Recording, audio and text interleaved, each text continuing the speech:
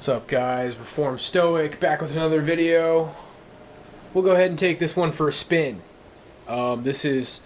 all of my videos are unscripted, but this one is just really kind of off the cusp. Just thinking about how much I love the 90s and the 80s. And now I'm not really talking from experience, because usually it would be like, oh, you know, the glow of the television, of Cartoon Network.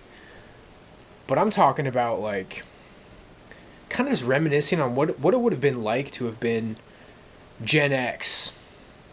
Because I think now, as I age into my 30s, I'm starting to realize that I probably would have just really loved to be Gen X, you know, assuming things worked out similarly.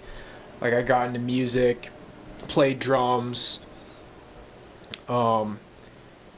It would have just been so amazing to be Gen X. And then you just start, like, thinking about...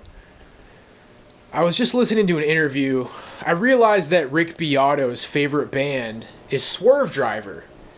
And that's really crazy, because Rick Beato has, like, one of the biggest music channels on YouTube. I'm a pretty big fan of his channel. I kind of, like, forget about it for, like, 6 months, and then I go back and watch a bunch of his newest videos that I find interesting. Smart guy, great taste in music, good at guitar. He does, like, harmony classes and stuff. Really hip dude. And it's like, on one hand, it's shocking because I heard of Swerve Driver on my kind of go-to post-hardcore 90s group on Facebook, which is, like, the only reason I even really have a Facebook at this point. But I discovered the band Failure, and I posted a thread being like, yo, this album, Magnified by Failure, is so hip. Like, what are some other bands that I should get into? And, you know, I've already been going down this kind of 90s post-hardcore rabbit hole for, like, the last, I want to say, 5-6 years. These last 3 years have been, like... I can't even believe that I've lived here for 3 years. Like, oh, man, don't even get me started on that. I mean, 3 years basically just disappeared, bro. But, yeah. Anyway, I've been going down this post-hardcore rabbit hole for a while now, so some of the bands popping up in the recommendations, like No Knife, I'd already heard of. I'm not going to, like, exhaustively list bands, because I might be doing a video later, if I feel like anybody cares, like 10 awesome bands from the 90s. But somebody recommended Swerve Driver, and then after I'm listening to some Swerve Driver albums on YouTube, this Rick Beato interview pops up. First I watched the video, my favorite band that nobody's ever heard of, and it was Swerve Driver. That was great. But then he interviewed the guitar player, and I'm just listening to these stories from him with such a sense of awe. Like, everything that people did before the internet is just awe-inspiring. And that's really... I just want to kind of riff on this concept in this video. Like, he's talking about how he met a guy who produced his album. I think Alan Mulder is his name. He met him at a bar, you know? And, like, because people went to bars. Because that's what musicians did. And,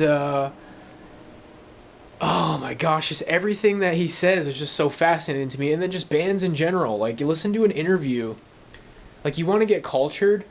Listen to an interview with a band that was doing it before the internet.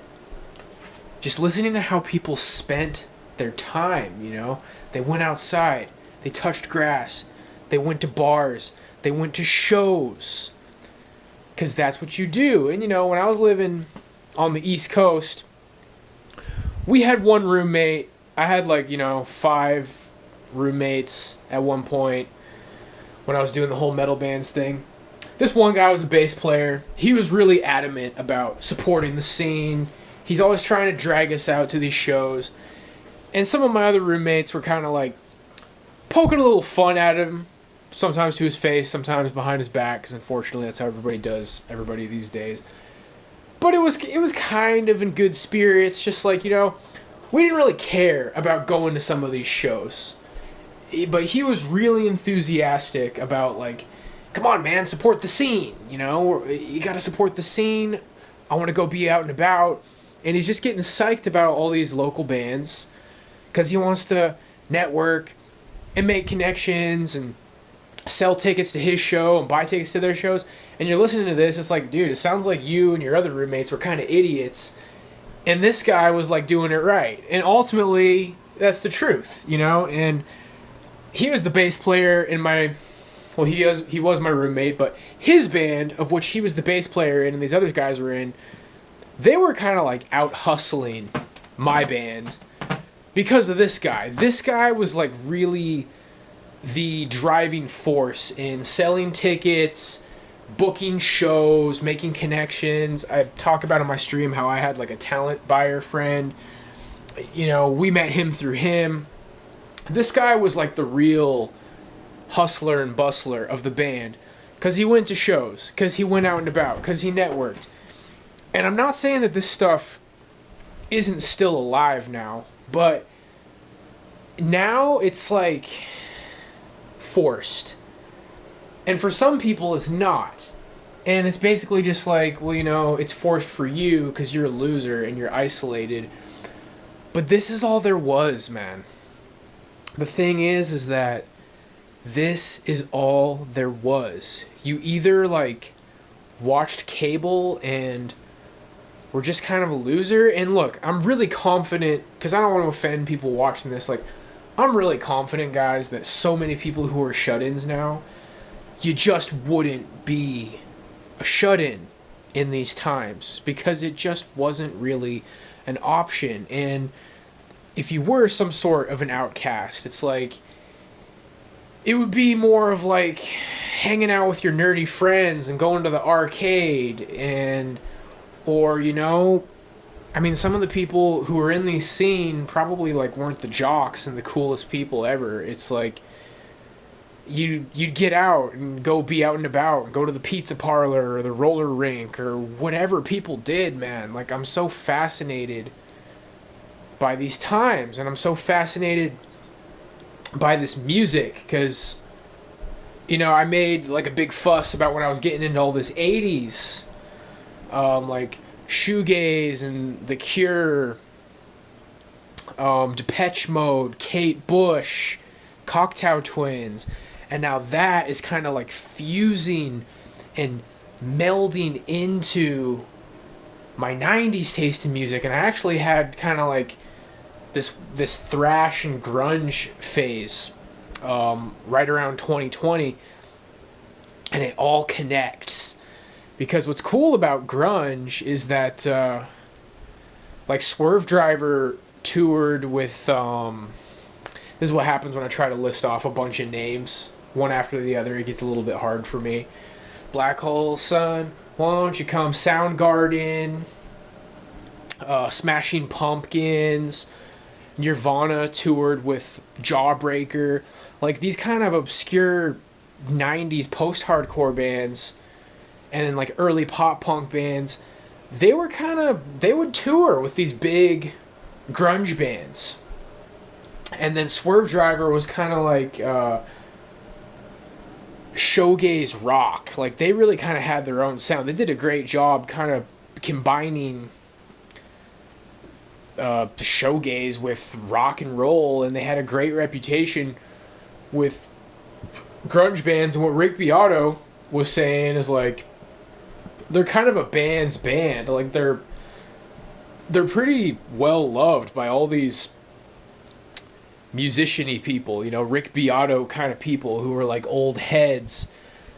They're very well known in the underground, I guess you could say. But and then, you know, there's a lot of bands that have been on my list for a while that I've been meaning to get back into or like get into for the first time. Something tells me I need to listen to more Sonic Youth. I'm kind of feeling I need to give Dinosaur Jr.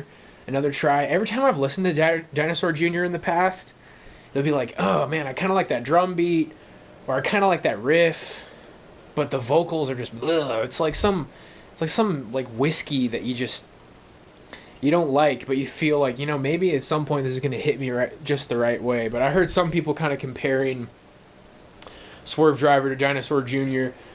But it's all just coming together, man, because, you know, I got that 80s taste in music, the dream pop, shoegaze, the gothic, that kind of melds into just my taste in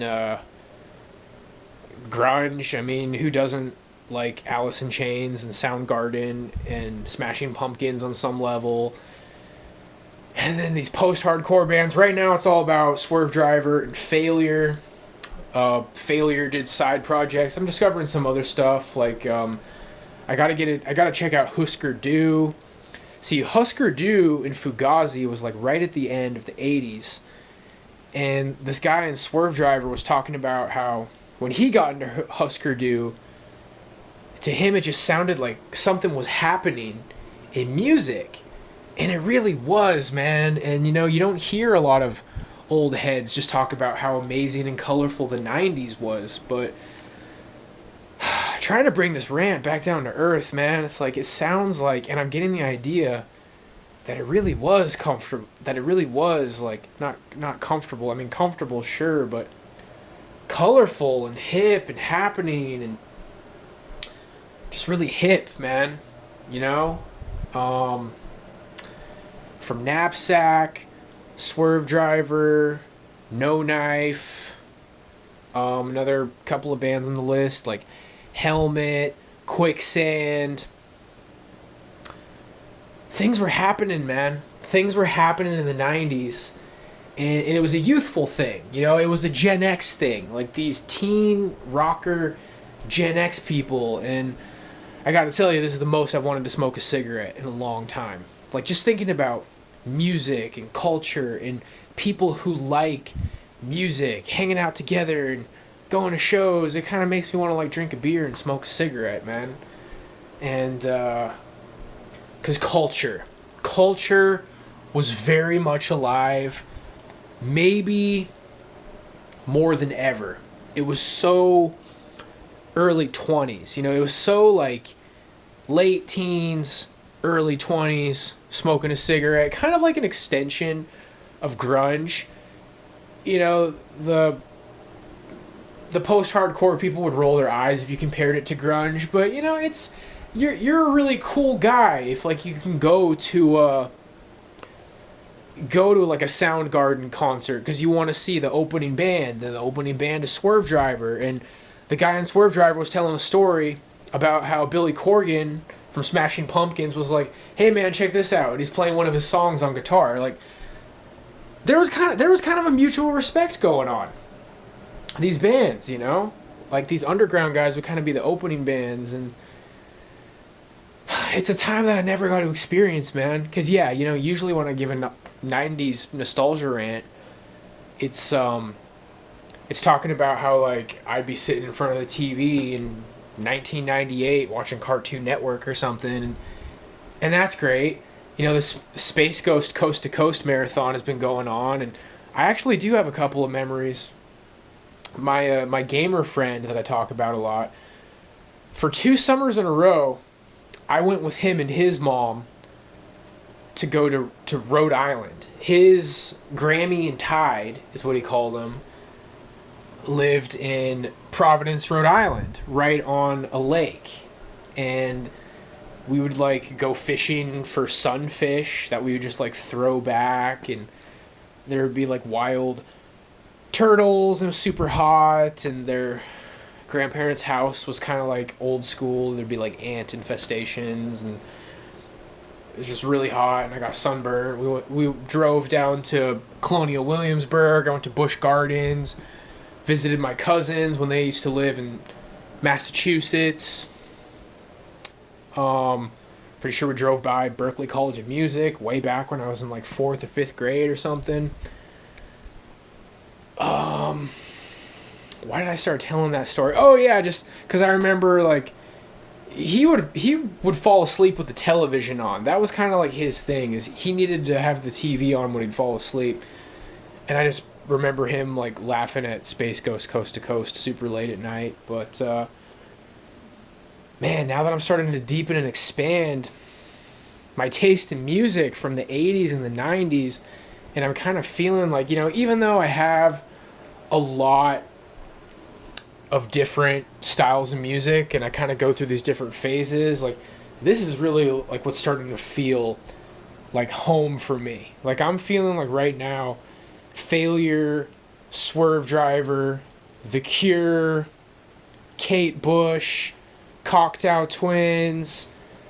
These are just kind of starting to feel like they're my favorite bands. This is like my favorite style of music. And funny enough, the drumming isn't, you know, like anything absolutely mind-blowing.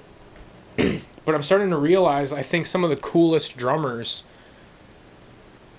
some of the drummers who are like halfway really good, you know, like an exceptional musician, but then they're also cool. They got that kind of taste in music, and then they also play like drum and bass and electronic, and then you can get into like math rock, a little bit of prog rock, have kind of like your own unique taste in prog rock. Maybe you like do a bunch of Camel covers or something, and then you do like drum and bass. Maybe you do something weird, like do a drum cover of some news clip. You ever seen those drummer clips where they like transcribe the rhythm of someone talking and play drums to it? That's the kind of the style that I'm kind of trying to develop, man, because I've gone on a million rants about how I just don't think metal is hip. Period. I don't think it's hip.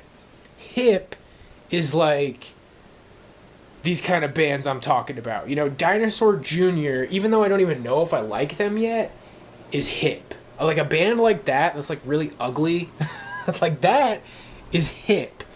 Behemoth, Nile, it's not hip, dude. Maybe it's technical, it's fast, it's flashy, and, you know, it's got a culture. I'm not going to say it doesn't have culture, but I'm starting to feel like this ghost of myself who I never was would be somebody born in like 79.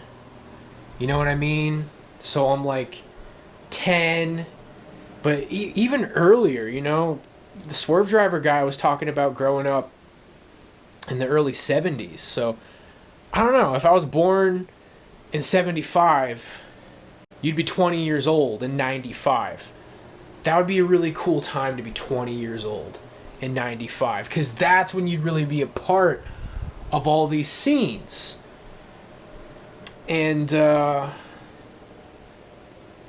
I'm just so hung up on the past. And I guess the point of this video that I wanted to riff on was just like nostalgic about what I remember watching cartoons. And now I'm nostalgic about this scene that I'm discovering that I could have never been a part of organically, discovering on the internet years later, thinking about how these people lived. You know, like somebody who's naive might think, oh my gosh, like how do these people live without YouTube? How do these people live without the iPad? And I'm thinking about all the different friend groups I've had throughout my life, and I feel like some of the hippest friend groups I had, as far as like how we spent our time, what we did, it's when I was like in 7th and 8th grade in my freshman year of high school. But even by my freshman year of high school, that's when YouTube came out. So I think about like when I was in this Nirvana cover band, ultimately, like, you know, I look at these guys now and I think they're total douchebags, but the way we spent our time when I was in like 7th and 8th grade, and I was in this kind of like try hard Nirvana cover band, trying hard to like be weird, and it was a lot more hip, man. Because what did I do when I started hanging out as like a junior and senior in high school? We smoked weed and stared at freaking YouTube, dude. And I was thinking, like, it's hip to not be on the internet, and it's hip to not do drugs also. But in defense of all these bands that probably were like smoking weed and doing drugs, they didn't have the internet. Because some of my earliest videos of getting high is like, dude, you gotta see this video on YouTube, like, oh, Charlie the unicorn, bro. Like, the internet, this video basically just amounts to another layer of the internet is really, truly the death of everything. And the internet was already around in the late 90s and early 2000s, but, you know, killfrog.com, Flash websites, albino black sheep. It was something that, like, you kind of checked out for maybe a couple of hours, and then you'd be like, okay, let's watch satellite TV, or let's go outside, or let's go do something, because it couldn't really contain you for that long. But I do remember finding a lot of stuff to do on the internet with my friends. We'd troll people on chat rooms, go to Flash websites.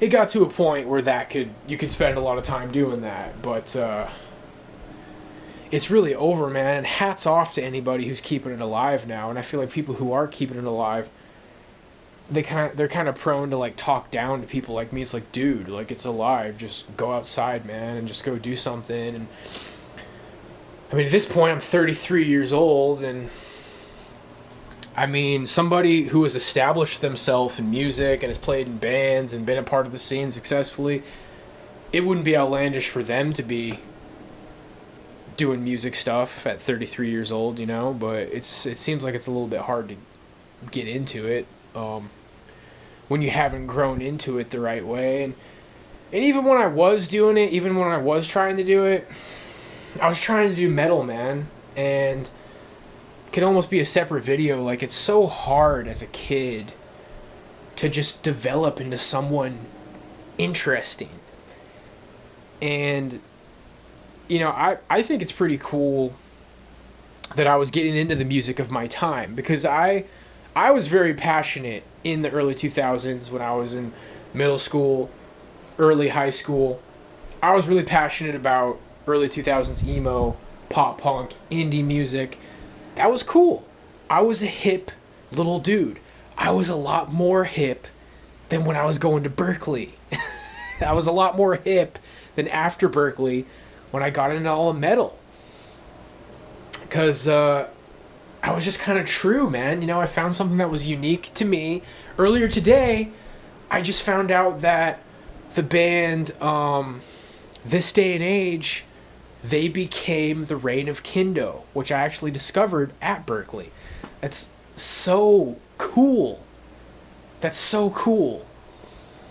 But I was into This Day and Age my freshman year of high school, because a guy that we called the Emo King, this Filipino dude, who ended up dying in the Philippines, got chased off of a balcony by some guy who was robbing him.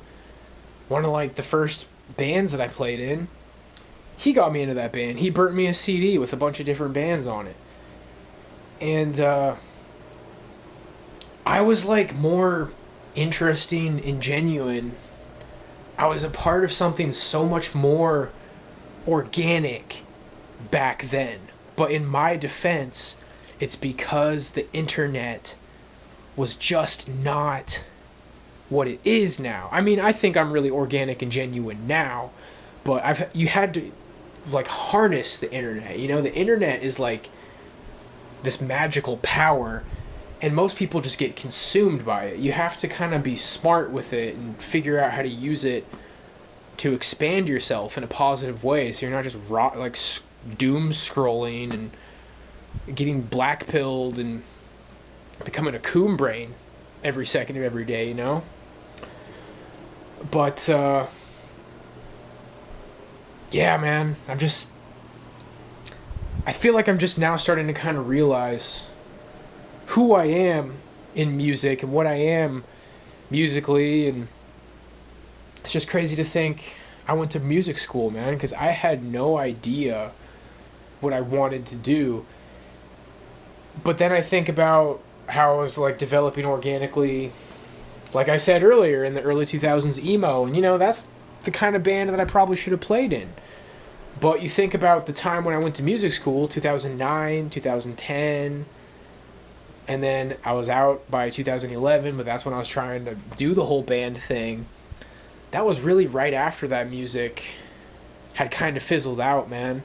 I think it really was kind of a natural, organic thing for a drummer who has a lot of chops, who's very, like, musically driven, who spends a lot of time trying to get better, and you're young and you're thirsty. It makes a lot of sense for somebody to get into metal, who is into, like, heavier sides of emo, like Emery and Under Oath and that kind of stuff.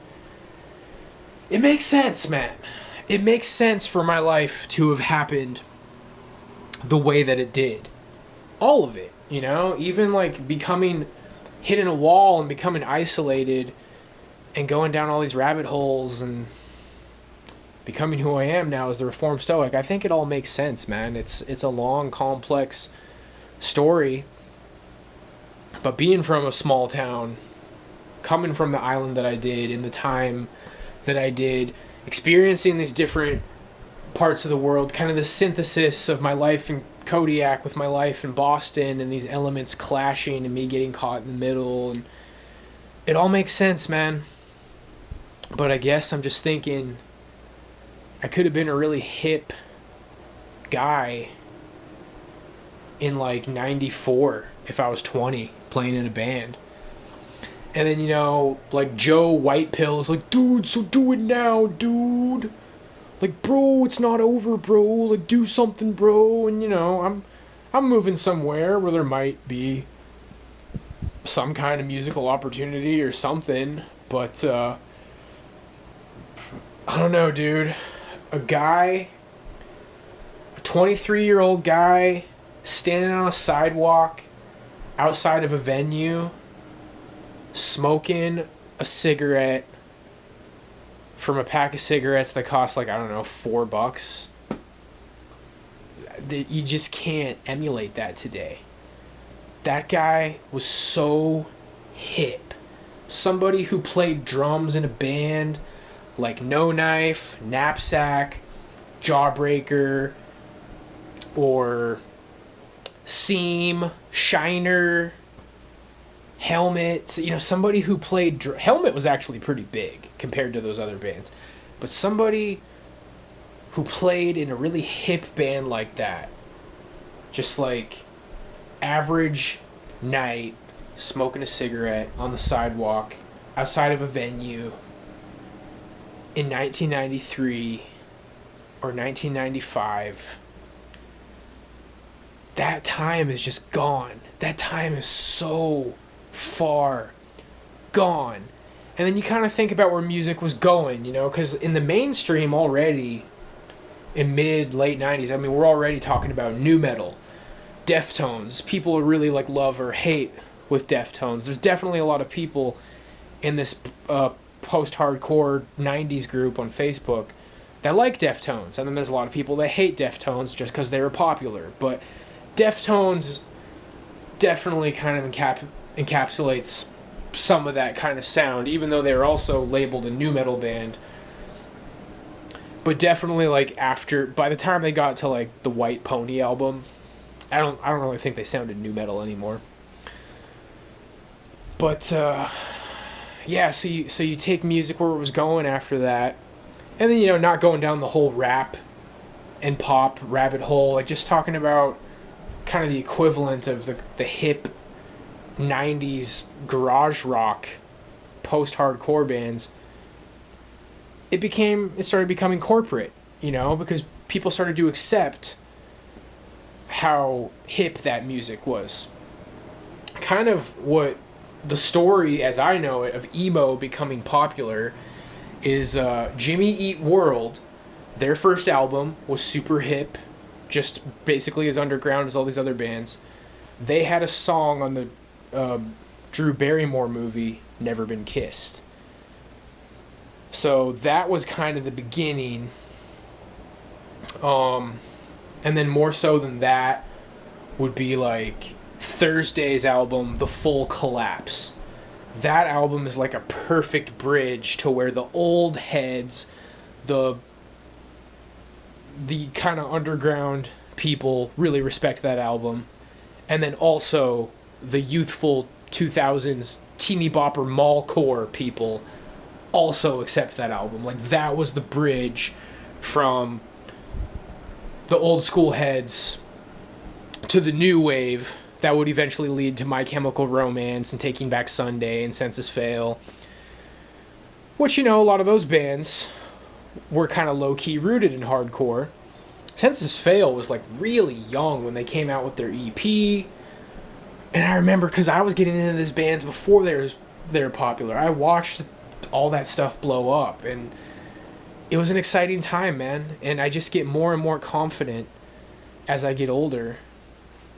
That was more hip than like anything else in my life. Like, yeah, it's really cool. Wow, I ended up going to Berkeley. I went to this great music school, but the hipness was gone. I was kind of getting in when I was discovering this early 2000s movement. Like, yeah, it was kind of a grift off of a cooler movement that I'm just now learning about, but it was still a movement. You know, there was venues and shows and people supporting the shows and like bands that had a potential to get big, but if you didn't get big, you were still well respected and you could tour with big bands, and it was a real organic, cool scene. And I lived in Kodiak, Alaska, in the middle of nowhere, but I was on the internet because, you know, we're talking like pre-Facebook internet. MySpace was pretty much there, but it was actually kind of a more wholesome internet where it could just help somebody like me in the middle of freaking nowhere discover all these cool bands and like try to be a part of the scene as much as I could. You know, my dad took me to a show in Portland once where my aunt lived. I went to the Meow Meow Club to see my first show ever, the Epitaph tour, with From First to Last, Matches, Matchbook Romance, and Motion City Soundtrack. And the sad thing is, man, is if I would have lived in a city, if I would have lived even just, you know, Midwest, because what do they call it, like Midwest emo and New Jersey emo, I mean, there's all these different scenes in it, I probably would have, like, been in a band that maybe would have had a shot to do something. Probably would have, like, had a better shot to have a girlfriend, maybe get married young or something, young, dumb love. I just never really got to be a part of it, man, because of where I lived. And by the time I got to the East Coast and, you know, tried to, like, go for it at music school, every organic thing about me was kind of gone. I was just kind of like a slut to basically just wanting to get props and, like, be recognized and be a really good drummer. Like, oh, I just want people to think I'm the best drummer in the world, which is stupid, dude, because you're not. Chances are you're not, you know. I had a little bit of chops and I was all right, but at 33 years old, in the wreckage of my life, which, you know, may or may not have some sort of recovery, I don't know, I mean, if I do, great, but in the wreckage of what my life has become, it's like, no, I wasn't good enough to have a pissing match with Matt Garska and all the who's who of the up and coming of the gent jazz wank. And, you know, I like that kind of music too. I like jazz and I like gent, but I could have been a hip dude smoking a cigarette outside of a venue in 1994, playing in a really cool band like Shiner or Failure or No Knife or Thursday or Coheed and Cambria. That was my scene, man. That's what I wanted to do. I wanted to be a cool guy in a cool band with a hot girlfriend. And there's still people out there doing it. And I'm sure there's still scenes that are, like, keeping it alive. And at the end of the day, I'm not a part of it, so I don't know it. Like, there could be this whole, like, hidden wonderland where it's like, it's still alive, dude. People are still smoking cigarettes. People are still hanging out at bars. But I have a feeling that it's just not the same anymore, and it's so gone, and it's so old. And this is probably, like, the freaking, like, rantiest video I've ever made ever. But as soon as I end this video, I'm going to upload this. And I'm going to listen to the Swerve Driver album from '93 in my $300 headphones. I want to start listening to music in my headphones. I want to become more of, like, an audiophile kind of a guy, as I really just dive really deep, because I'm really starting to get it. Like, this is me. This is who I was. This is who I am. This is kind of my home base for music, you know. Real drums, older production, 90s or earlier. not samples, but when it comes to samples, D&B, jungle, the kind of stuff that was going on in the 90s. Because I'm developing a taste in jungle too, as I try to get more of that jungle drum and bass sound on drums. And then ultimately, like, even for jazz and fusion, you know, Chick Corea Electric Band, Steve Gadd, Vinnie Colaiuta, Frank Zappa, all that was happening in the 80s and 70s too, you know? Everything already happened. Everything already happened. Probably, like, the best band scene at this point is metal. And I'm sorry, respectfully, I'm not going to make a big rant about it. Metal's not hip. I've already gone there. Metal's just not hip. Big, fancy, expensive amps and digital, and oh my gosh, your drummer's the best drummer ever, and your guitar player's the best drummer ever, and everybody shreds, and everybody's like, oh my gosh, it's so, and then your lyrics are like some try-hard, like, stuff about the occult. It's just not hip, dude. It's not cool. It's not cool, bro. It's not sexy. It's not smooth. I don't care about Axe-Fx's and polyrhythms. I just wanted to, like, listen to pretty sounds with guys, like, mumbling into the microphone with a sexy girl smoking a cigarette, dude, in the 90s. And I'm basically going to try to find some girl to just kind of, like, LARP with me, you know? Like, and then try to find some scene that's kind of, like, keeping the stuff alive. Like, that's what I want to do with music. Like, whatever it is, whatever is, like, my resurgence with music, it's people who are kind of, like, holding on to this stuff from the past, not just trying to, like, grift on it, but trying to keep it alive in an organic way, because we got to go back, man. We can't try to be like, okay, like, where do we go from Katy Perry and mumble rap and Periphery and Animals as Leaders? Like, nowhere, dude. We gotta go back. We gotta rewind like 30 years, because organically, like, the organic unfolding of, like, oh, you know, there was these kind of like Buddy Holly, you know, there's certain brands of solid gold oldies that sounded a little bit more like, you know how Weezer kind of sounds like maybe they're a little bit of a throwback to a 70s sound, or there's this whole kind of resurgence, like the Killers. The Killers had kind of this vibe, like they're an older band. Well, what they're kind of referencing is this kind of like Buddy Holly sound. There is these solid gold oldies bands and rock bands, you could even say Beach Boys, that were a little bit kind of like a proto emo or a proto post-hardcore.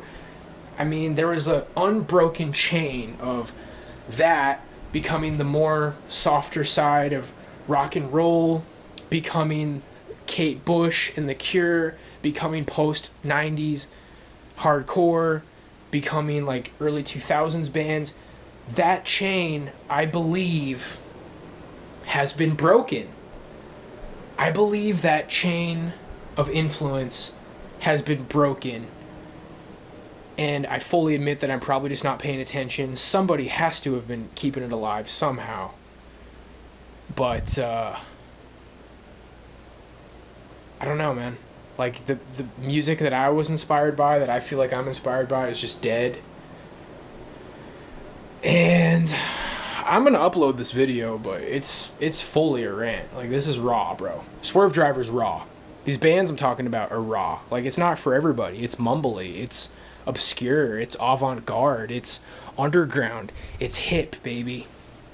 It's not quantized drumming, or if the drums aren't quantized, the drummers are so good that they basically play like they're already quantized, like Matt Halpern or Matt Garska. Like, just, it's not perfect, dude. It's not through an Axe-Fx. It's not in Pro Tools. It's not on freaking Sumerian Records, you know? It's just not what I want. It's just not what I want, dude. I don't want to play in a band that has breakdowns, even though I play breakdowns a lot. Like, I kind of have been developing this kind of like Ocean's 8 Alaska, Chris Turner, super crazy technical breakdown style with the crazy double bass, and it's cool, but it's not hip. Not in the way that I want it to be. I would rather have it be some kind of like, you know, like math rock, but dialed back enough to where it sounds more post-hardcore. Like the best parts of post-hardcore combined with the most subtle parts of math rock. I don't want it to be that like every song almost kind of sounds the same, noodly math rock, but you know, a little bit of class, a little bit of like, let's sneak some odd time signatures in there. Let's do something a little bit mathy, maybe kind of hint at a couple polyrhythms every now and then. But ultimately, we're keeping it like groovy, organic, classic. I'm just trying to remember the name of like a particular band right now that I don't even know if I like. Husker Du, Fugazi. I don't know. I'm just saying the names of random bands. Man, this band is right on the tip of my tongue, and I can just not think of what they're called. I'm going to end the video as soon as I think of what they're called. I said I was meaning to check them out. I've already checked them out before. Sonic Youth. Yeah, Sonic Youth. I remember the last time I listened to Sonic Youth, I was kind of like indifferent to it. I was like, yeah, this is alright, but this is not like one of my favorite bands, but they're more of like a late 80s, early 90s kind of a deal, I think. Maybe more late 80s. I don't know, guys. But if you're looking at my life, thinking I'm a mess, I really think I was born in the wrong time, man. But what's disturbing is like, I think I was born pretty close to the right time. I just needed to be 10 years old. I needed to be like a teenager, and it was still the 90s. Like if I was 18 in 1999, I could have worked with that, man. I could have worked with that. This video is really good background noise, so I'm gonna leave it at that. I think I'm actually gonna watch this for me tonight, and then maybe decide if I want to upload it tomorrow. God bless.